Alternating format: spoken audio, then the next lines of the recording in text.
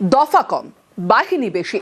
পশ্চিমবঙ্গে দুদফার ভোটে এবার কম করে 2000 কোম্পানি কেন্দ্রীয় বাহিনী থাকবে।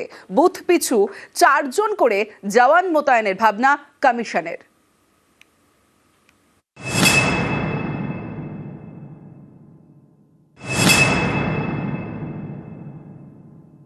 বাংলার বিরুদ্ধে যুদ্ধ ঘোষণা করতে চাইছে, 250-র বেশি আসন পেয়ে জিতবো। এ তো পরাজিতের আর্তনাদ। বাঙালি তৃণমূলের সঙ্গে আর নেই। বাঙালি জিতবে, বিজেপি জিতবে।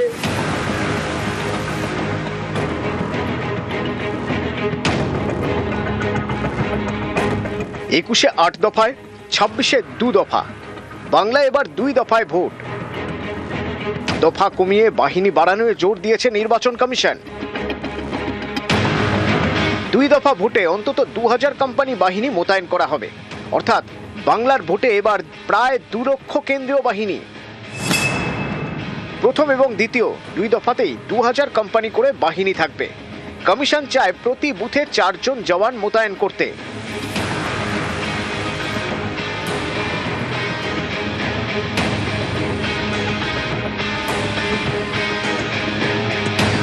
সাধারণত ভোট ঘোষণার পরে রাজ্যে কেন্দ্রীয় বাহিনী আসে।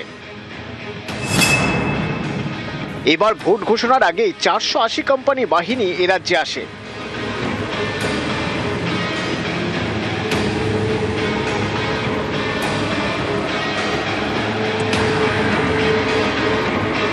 আগেরবার দফায় ছিল বেশি, বাহিনী তুলনায় কম।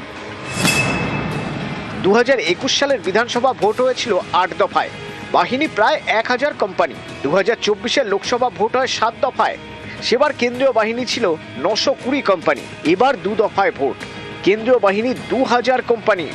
আধা সেনা এগুলো যদি বিএসএফ এর ওখানে পাহারা দিত তাহলে তো অনুপ্রবেশটা হতো না। ওরে হাল্লার রাজার সেনা, তোরা করবি কি তা বল। কেন্দ্রীয় বাহিনী পাঠিয়ে দখলদারি গন্ডগোল, বললাম তো ব্যাকডোর পলিটিক্স। বাংলার বিরুদ্ধে যুদ্ধ ঘোষণা করতে চাইছে, 250-র বেশি আসন পেয়ে জিতবো।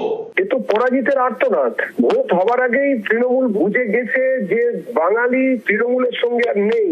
বাঙালি জিতবে, বিজেপি জিতবে। প্রথম বাঙালি জনতার সরকার প্রতিষ্ঠিত হতে চলেছে। এবারে নজিরবিহীনভাবে রাজ্যে 2000 কোম্পানির বেশি কেন্দ্রীয় বাহিনী মোতায়েন করা হচ্ছে। উদ্দেশ্য একটাই, যাতে শান্তিপূর্ণ উপায়ে এ রাজ্যে বিধানসভা ভোট পরিচালনা করা যায়। ক্যামেরায় কুণাল চৌধুরীর সঙ্গে সোমরাজ বন্দ্যোপাধ্যায়, নিউজ 18 বাংলা, কলকাতা। রাজ্য দখল হবে।